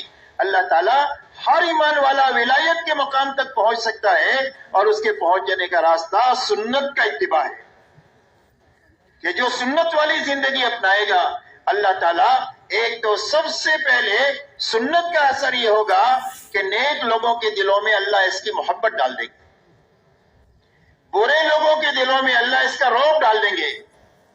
کوئی فاسق اور فاجر اور بے ایمان ان کے ساتھ آنکھ ملا کر بات نہیں کر سکتا ہے، اللہ وہ رعب ان کے دلوں میں ڈال دیں گے۔ اللہ روزیوں میں برکت عطا فرمائیں گے، اور اللہ تعالیٰ دین میں پختگی عطا فرمائیں گے، مضبوطی عطا فرمائیں گے۔ دنیا کی کوئی طاقت بھی اس کو دین سے ہٹا نہیں سکتی ہے، اتنی طاقت اللہ سنت پر چلنے کی برکت سے اس کو عطا فرمائیں گے۔ اس لیے میرے دوستو، اللہ والا بننے کا راستہ محمدی بننا ہے، اور اللہ والے بن گئے تو پورا عالم ہمارا ہے، اور پورا عالم ہمارے کام میں لگے گا۔ آپ اندازہ لگائیں جب صحابہ کا ایمان بنا ہے اور جب صحابہ کا ہدایت معیاری ہدایت بنی ہے، تو آپ دیکھو پورے عالم کو اللہ نے ان کے لیے مسخر کیا۔ حضرت عمر رضی اللہ تعالیٰ عنہ مدینہ منورہ میں ممبر پر بیٹھ کر کہہ رہے یا ساریہ الجبل، ساریہ ہزاروں میل دور کام کر رہے ہیں اور ان کی جماعت کو پہاڑ کے پیچھے سے خطرہ ہے دشمن کا. تو حضرت عمر یہاں سے اللہ ان کو دکھا بھی رہا ہے اور ان کی آواز کو حضرت ساریہ تک پہنچا بھی رہے ہیں اور حضرت ساریہ متنبع ہو کر اپنی جماعت کو خطرے سے نکال بھی رہے. اللہ فرماتے ہیں کہ جب تم ہمارے ہو تو ہم تمہارے ہیں اور ہم تمہارے ہیں تو پورے عالم کی ہر چیز تمہاری ہے، وہ تمہارے کام آئے گی. حضرت سعد ابن ابی وقاص رضی اللہ تعالیٰ عنہ 10,000 کی جماعت کے ساتھ سمندر پر ایسا چلے جیسا ہم خشکی پر چلتے ہیں اور گھوڑوں کے خور بھی اس پر نہیں بھیگے. اللہ نے بتلایا کہ جب تم ہمارے ہو تو پورا عالم تمہارا ہے، اس لیے کہ عالم ہم نے بنایا ہے اور ایمان والوں کے لیے بنایا ہے، نافرمانی کے لیے عالم نہیں بنایا گیا. اللہ کی عبادت کے لیے زمین بنائی گئی ہے اور عبادت کے وارث اور اس زمین کے وارث فرمایا وَلَقَدْ كَتَبْنَا فِي الزَّبُورِ مِن بَعْدِ الذِّكْرِ أَنَّ الْأَرْضَ يَرِثُهَا عِبَادِيَ الصَّالِحُونَ. فرمایا اللہ نے یہ طے کر لیا ہے کہ زمین کے وارث کون ہوں گے. فرمایا ہمارے نیک بندے زمین کے وارث ہوں گے اور اس کے سیاہ اور سفید کا مالک ہوں گے. شرط یہ ہے کہ وہ محمدی بن کر جیے، محمدی بن کر کے مرے.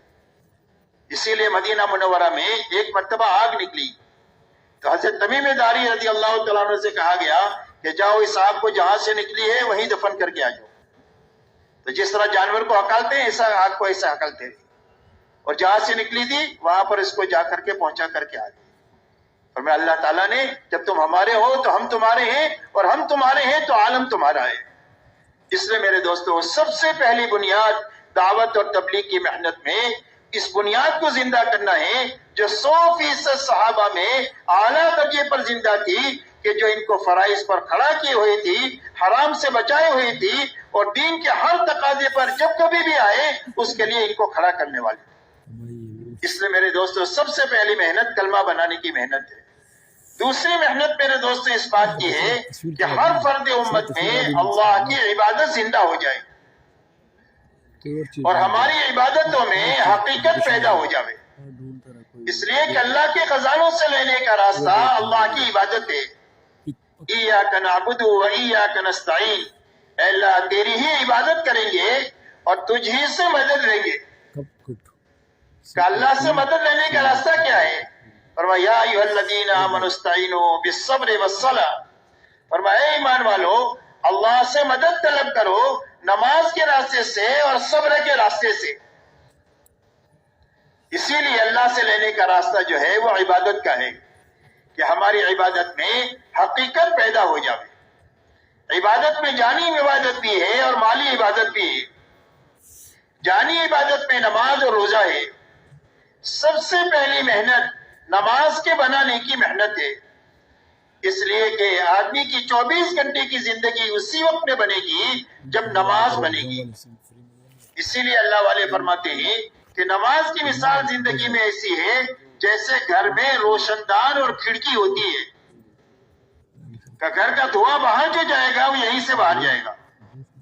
تازہ ہوا گھر میں جو آئے گی وہ کھڑکی اور روشن دان سے آئے گی. اور ایسا ہی زندگی میں سے رذائل جو نکلیں گے وہ نماز کے راستے سے نکلیں گے اور زندگی میں خسائل اور شمائل زندگی میں جو آئیں گے اور صرف اچھی باتیں جو زندگی میں آئے گی وہ نماز کے راستے سے آئے گی. اسی لیے حضرت عمر رضی اللہ تعالیٰ عنہ کے زمانے میں ایک نوجوان کی آنکھ لڑ گئی ایک دوشیزہ سے. خیر القرون کا زمانہ تھا تو لڑکی نے یہ کہا لڑکے سے کہ پہلے تم ایک کام کرو، 40 دن امیر المؤمنین کے پیچھے تکبیر اولیٰ کے ساتھ نماز پڑھو، اس کے بعد پھر آگے کوئی بات کریں. اس نوجوان نے 40 دن تک تکبیر اولیٰ کے ساتھ امیر المؤمنین عمر ابن الخطاب رضی اللہ تعالیٰ عنہ کے پیچھے نماز پڑھی. اس کا اثر یہ ہوا کہ اللہ نے لڑکی کی محبت دل سے نکال دیا، اپنی محبت دل میں بھر دیا.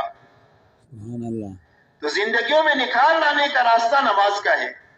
تو اپنی نماز پر محنت کر کے ایک تو نماز میں یقین پیدا کرنا کہ ہمارے کام اللہ بنائیں گے اور نماز کے راستے سے بنائیں گے. اس لیے کہ اللہ نے ہمارے سارے کاموں کے بنانے کے لیے ہم کو نماز دیا ہے. حضور صلی اللہ علیہ وسلم کے بارے میں آتا ہے اذا حزبه امر فزع الى الصلاة، جب آپ کو کوئی بات درپیش ہوتی تھی تو آپ فوراً نماز کی طرف دوڑ جاتے تھے. آپ کو اس بارش کی طلب ہے، بارش نہیں ہو رہی ہے تو اس کے لیے صلاۃ الاستسقاء دی گئی. خوف ہے تو صلاۃ الخوف دیا گیا. آپ کو کوئی حاجت درپیش ہے تو 2 رکعت صلاۃ الحاجہ دی گئی. چاند سورج کے گرہن کے اندر چاند اور سورج کے نظام میں گڑبڑ ہو گئی ہے تو اس کے لیے صلاۃ الخسوف دی گئی. غرض یہ کہ ہر مسئلے کے حل کے لیے اللہ نے ہم کو نماز دیا. حضرت عمر رضی اللہ تعالیٰ عنہ کے زمانے میں زبردست قحط سالی ہوئی اور زبردست مدد آئی دنیا سے، لیکن وہ قحط سالی ختم نہیں ہوئی. وہ قحط سالی کیسے ختم ہوئی کہ حضرت عمر رضی اللہ تعالیٰ عنہ نے اپنے ایمان والے ساتھیوں کو لے کر باہر میدان میں نکل کر 2 رکعت نماز پڑھی صلاۃ الاستسقاء، اور اس کے بعد اللہ سے 2 بول کہے، اللہم انا نستغفرک ونستسقیک، اے اللہ ہم آپ سے معافی چاہتے ہیں اپنی غلطیوں کی اور آپ سے بارش طلب کرتے ہیں. بس یہ جو بول کیا کہنے تھے کہ بادلوں میں سے آواز آئی کہ امیر المؤمنین اللہ نے آپ کی فریاد کو سن لیا اور اللہ نے رحمت کی بارش آپ کے لیے بھیج دیا. اور چند مہینے ہوتے ہوتے قحط کا سارا نظام ختم ہو کر خوشحالی کا نظام قائم ہو گیا، اس لیے کہ اللہ تعالیٰ نے تمام تر مسائل کے لیے امت کو نماز عطا فرمائی. اس لیے نماز پر محنت کر کے اپنی نماز میں یقین پیدا کرنا کہ اللہ ہمارے کام بنائیں گے اور نماز کے راستے سے بنائیں گے. زندگی میں جب کبھی بھی چھوٹا بڑا مسئلہ آئے تو ہماری نگاہ اللہ پر جانی چاہیے اور نماز پر جانی چاہیے کہ ہم اپنے اللہ سے پہلے کہیں گے اور نماز پڑھ کر کہیں گے. اللہ نے ہم کو اس کا وعدہ کیا ہے کہ تم ہم سے مدد طلب کرو، نماز کے ذریعے سے اللہ ہماری مدد کریں گے. اللہ پر یقین اور نماز پر یقین. دوسرا، نماز ہمارے لیے بوجھ نہ ہو بلکہ فضائل کے راستے سے ہمارے اندر میں اللہ کے سامنے کھڑے ہونے کا، اللہ کے سامنے سجدے میں پڑے رہنے کا، لمبی لمبی نوافل پڑھنے کا ہمارے اندر میں شوق پیدا ہو جائے کہ اللہ نے کھڑے ہونے کا موقع دیا ہے تو لمبا قیام کیا جائے، بڑی بڑی صورتیں پڑھی جائے نوافل میں، لمبا رکوع کیا جائے، لمبا سجدہ کیا جائے. اس لیے کہ سجدہ کرنے والا رحمان کے قدموں میں جیسا کہ اللہ کے شایان شان ہے آدمی اس میں ہوتا ہے. اور المصلی یناجی ربہ، فرمایا نمازی آدمی تو اپنے رب کے ساتھ مناجات کرتا ہے، چپکے چپکے اللہ سے بات کرتا ہے نماز میں. جب یہ کہتا ہے الحمدللہ رب العالمین، تمام تعریفیں اس اللہ کے لیے ہیں جو تمام جہانوں کے پالنے والے ہیں، تو اللہ جواب دیتے ہیں حمدنی عبدی. یہ یہاں سے کہتا ہے الحمدللہ رب العالمین، اللہ فرماتے ہیں حمدنی عبدی، میرے بندے نے میری تعریف کیا. جب یہ کہتا ہے الرحمن الرحیم، اللہ فرماتے ہیں اثنا علی عبدی، میرے بندے نے میری ثنا بیان کیا. جب یہ کہتا ہے مالک یوم الدین، کہ اللہ آپ تو یوم جزا کے مالک ہے، تو اللہ فرماتے ہیں مجدنی عبدی، میرے بندے نے میری بزرگی اور بڑائی بیان کی. اور جب یہ کہتا ہے ایاک نعبد و ایاک نستعین، اللہ فرماتے ہیں ھذا بینی و بین عبدی، یہ میرے اور میرے بندے کے درمیان میں عہد و عہد ہے، عبادت میرے لیے ہے اور مدد میرے بندے کے لیے ہے. اور جب یہ کہتا ہے بعد میں اہدنا الصراط المستقیم، اللہ فرماتے ہیں ولعبدی ما سأل، میرے بندے نے جو مانگا ہم نے دے دیا. اے اللہ مجھے سیدھے راستے پر چلا دے. اور میں سیدھا راستہ کون سا ہے؟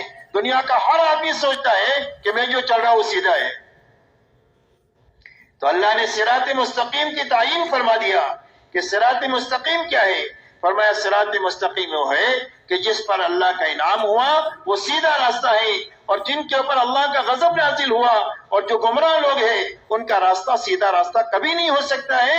اور کس پر اللہ نے انعام فرمایا؟ دوسری آیت میں فرمایا نبیین ہیں، صدیقین ہیں، شہداء ہیں اور صالحین ہیں. یہ 4 جماعتیں وہ ہیں جس پر اللہ کا انعام ہوا ہے اور ان کا راستہ سیدھا راستہ ہے. اے اللہ مجھے اس کی توفیق دے. اللہ فرماتے ہیں وَلِعَبْدِي مَا سَأَلَ، میرے بندے نے جو مانگا ہم نے اس کو دے دیا. اس لیے میرے دوستو ایک تو نماز میں یقین پیدا ہو، دوسرا شوق پیدا ہو فضائل کے راستے سے، تیسرا نماز میں علم آئے، مسائل کا علم، سنن کا علم، تاکہ نماز ہماری علم کی روشنی میں ہو. کس چیز سے نماز ٹوٹ جاتی ہے؟ بعض مرتبہ آدمی کی نماز ٹوٹ جاتی ہے پتہ بھی نہیں چلتا اس کو. اب ایسی بعض مرتبہ نماز ایسی پڑھتا ہے کہ اس کے سر کے اوپر جاتی ہی نہیں، زندگی میں نماز پڑھی اور اللہ کے مقبول تحمل نہیں ہوئی تو میرے دوستوں کیا حاصل ہوگا؟ اس لیے اپنی نماز پر محنت کر کے اس کے اندر میں شوق پیدا کرنا، علم حاصل کرنا، علماء کے ذریعے سے مسائل کو سیکھنا، فضائل کی تعلیم کے ذریعے سے اس پر ملنے والے انعامات کو اتنا سننا کہ عمل کے وقت میں اس کا استحضار ہم کو حاصل ہو جائے۔ اسی کے ساتھ اللہ والا دھیان ہماری نماز میں آ جائے کہ میں اللہ کو دیکھ رہا ہوں اور اللہ مجھے دیکھ رہے ہیں۔ اگر یہ بات نہیں پیدا ہو تو یہ بات تو ضرور پیدا ہونی چاہیے کہ اللہ تو مجھے دیکھ ہی رہے ہیں، اور اللہ کو راضی کرنے کی نیت آ جائے، نماز میں ایمان آ جائے، احتساب آ جائے، علم آ جائے، اور احسان آ جائے، اور اخلاص آ جائے۔ یہ 5 چیزیں ہیں نماز میں۔ فرمایا یہ 5 چیزیں نماز میں آ جائے گی تو یہ نماز ایسی بن جائے گی کہ جو چاہے گا اگر اس کے لیے مصلحت ہوگی تو اللہ اس کو دنیا میں اس کے راستے سے دے دیں گے، اور اگر اس کی مصلحت دنیا میں نہیں ہوئی تو اللہ آخرت میں اس کا پورا بدلہ اس کو عطا فرمائے۔ اسی لیے کتابوں میں واقعہ آتا ہے کہ ایک صحابی سفر پر جا رہے تھے، ایک ڈاکو نے پکڑ لیا، کہا تم کو قتل کروں گا، تمہارا مال لوں گا۔ کہا میرا مال لے لے، مجھے مت قتل کر۔ کہ نہیں، پہلے قتل کروں گا پھر مال لوں گا۔ کہا اچھا 2 رکعت نماز پڑھنے دی۔ 2 رکعت نماز پڑھی، اس کے بعد اللہ سے دعا مانگی، یا ودود یا ذو العرش المجید یا فعال لما یرید اسألک بنورک الذی ملأ ارکان عرشک ان تکفینی عن شر ھذا اللص۔ اللہ کی صفات بیان کرنے کے بعد یہ کہا کہ اے اللہ تو مجھے اس چور سے نجات دے دے۔ تو اس دعا سے فارغ ہوتے ہی دیکھا کہ گھوڑ سوار آ رہا ہے، اور اس نے آ کر کے اس چور کے اوپر نیزے سے مار کر اس کو ختم کیا، اور اس کے بعد ان سے یہ کہا کہ میں 4تھے آسمان کا فرشتہ ہوں۔ جب اللہ نے تم نے دعا مانگی تو وہاں آسمان کے دروازے بجنے لگے، اور ہم نے اللہ سے کہا اللہ آپ کا ایک کمزور بندے کی مدد کے لیے بھیج دے، اللہ نے ہم کو تمہاری مدد کے لیے بھیج دیا۔ میرے دوستو، دنیا کے بڑے بڑے نقشوں سے وہ کام نہیں ہو سکتا ہے جو کام 2 رکعت نماز کے ذریعے سے ہو سکتا ہے۔ ہمیں اپنے اعمال پر یقین جو آئے گا یہ تعلیم کے حلقوں میں بیٹھ کر اللہ کے وعدے اور وعید کے سننے کے راستے سے یہ یقین بنے گا کہ ہماری زندگی مال سے نہیں بنے گی، ہماری زندگی اعمال سے بنے گی۔ مال کے اندر میں بھی عمل ہوگا تو مال کام آئے گا، نہیں تو مال جو ہے وبال بنے گا۔ تو اس لیے ہماری نماز پر محنت، روزہ ایسا اچھا رکھا جائے کہ ہمارے اندر میں تقوی پیدا ہو جائے۔ روزے کی غایت یہی بتلائی گئی کہ روزہ اس لیے فرض کیا گیا ہے تاکہ تمہارے اندر تقوی پیدا ہو۔ تقوی کے پیدا ہونے کے معنی یہ ہے کہ حرام سے بچنے کی طاقت پیدا ہو جائے، کہ جس طرح حلال سے بچے ہو ہمارے کہنے سے، ایسا ہی زندگی پر ہم نے جن چیزوں کو حرام کیا ہے اس سے اپنے آپ کو بچانے کی طاقت پیدا ہو جائے۔ ایسا روزہ رکھ کر کے اپنے اندر یہ تقوی کی صفت پیدا کر۔ اس لیے کہ میرے دوستو، تقوی اللہ کے خزانے سے لینے کا بڑا راستہ ہے۔ فرمایا تقوی کی برکت سے کیا ہوگا؟ فرمایا جو الجھنیں ہوگی اللہ تقوی کی برکت سے ان الجھنوں میں سے نکال دیں گے۔ اللہ ایسی جگہ سے روزی دیں گے جہاں سے تم کو وہم و گمان بھی نہیں ہوگا، ایسی جگہ سے اللہ روزی دیں گے۔ اللہ تمہارے کاموں کو آسان کر دیں گے تقوی کی برکت سے۔ غلطی ہو جائے گی تو اللہ تعالیٰ غلطی کو تقوی کی برکت سے معاف کر دیں گے، اور اگر کوئی نیکی ہو جائے گی تو اللہ نیکی میں وزن پیدا کر دیں گے۔ قیامت کے دن نیکیوں کو گنا نہیں جائے گا بلکہ قیامت کے دن نیکیوں کا وزن کیا جائے گا، اور نیکی میں وزن تقوی کے بقدر جو ہے وہ پیدا ہوگا۔ آپ اندازہ لگائیں کہ ایک نیکی میں کتنا وزن ہو سکتا ہے۔ حضرت عمر بن الخطاب رضی اللہ تعالیٰ عنہ حضرت صدیق اکبر رضی اللہ تعالیٰ عنہ سے فرماتے ہیں کہ اگر آپ اللہ کے نبی کے خلیفہ اگر اپنی ایک دن کی نیکی آپ دے دیں، جس دن میں آپ نے امت کو انتشار سے بچایا ہے اور سنبھالا ہے، اور اگر آپ ہجرت کی ایک رات کی نیکی مجھے دے دیں تو میں اپنے خاندان کی ساری نیکیاں دینے کے لیے تیار ہوں۔ حالانکہ حضرت عمر کی سے اللہ نے کتنا کام لیا ہے اس کا آپ کو اندازہ ہے کہ 10 سال میں کتنا بڑا کام دنیا میں ہوا۔ وہی فرما رہے ہیں کہ ایک دن کی اور ایک رات کی نیکی آپ دے دیں تو میں اپنی پوری زندگی کی نیکی آپ کو دینے کے لیے تیار ہوں۔ اس لیے میرے دوستو، تقوی کی برکت سے اللہ تعالیٰ نیکی میں وزن پیدا کر دے۔ حضرت عمر رضی اللہ تعالیٰ عنہ سے ایک مرتبہ حضرت عبد الرحمن ابن عوف رضی اللہ تعالیٰ عنہ نے فرمایا کہ امیر المؤمنین، آپ جتنا بھی بیت المال میں مال آتا ہے آپ سارا ختم کر دیتے ہیں۔ آئندہ مسلمانوں کی ضرورت کے لیے کچھ رکھتے ہی نہیں ہے. آئندہ کی ضرورت بھی ہم کو پڑے گی، اس کے لیے رکھنا چاہیے. تو حضرت عمر نے فرمایا عبد الرحمن تیری زبان پر شیطان بول رہا ہے، اور یہ فرمایا اللہ نے ہم کو تقوی دیا ہے کہ تقوی کی برکت سے جب کبھی بھی کوئی مسائل ہمارے آئیں گے ہم اپنے اللہ سے تقوی کے راستے سے حل فرما دیں گے. اس لیے میرے دوستو روزہ ایسا ہماری زندگیوں میں، امت میں، ہمارے گھرانے میں زندہ ہو جائے کہ جس کے نتیجے میں پوری زندگی ہماری حرام سے پاک ہو جائے. اس لیے کہ حرام سے بچنا یہ سب سے بڑی عبادت گزاری ہے. اتق المحارم تکن عبد الناس، فرمایا حرام سے بچ جاؤ تم سب سے بڑے عبادت گزار ہو. ایک آدمی 24 گھنٹہ نماز، تسبیح، قرآن نہیں پڑھ سکتا ہے، لیکن حرام سے بچ کر 24 گھنٹہ عبادت گزار رہ سکتا ہے. ایسا آسان بنا دیا اللہ نے 24 گھنٹہ عبادت گزار رہنا.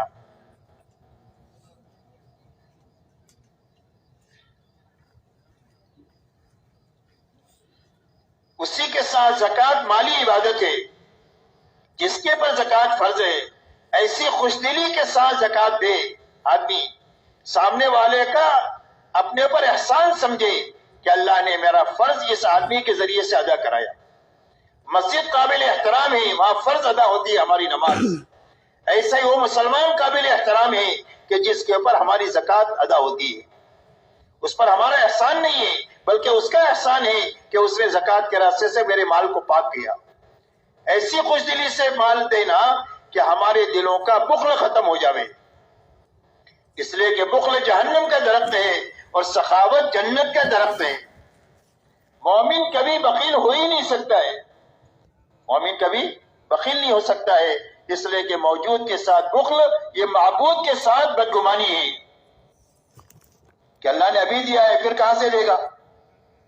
بلکہ یہ فرمایا انفق ينفق علیک، فرمایا خرچ کرو تمہارے پر خرچ کیا جائے گا. انفق یا بلال ولا تخشى من ذی العرش اقلالا، اے بلال خرچ کرتے رہو اور عرش کے مالک سے افلاس کا ڈر مت کرو، اس کے خزانے بھرے ہوئے ہیں.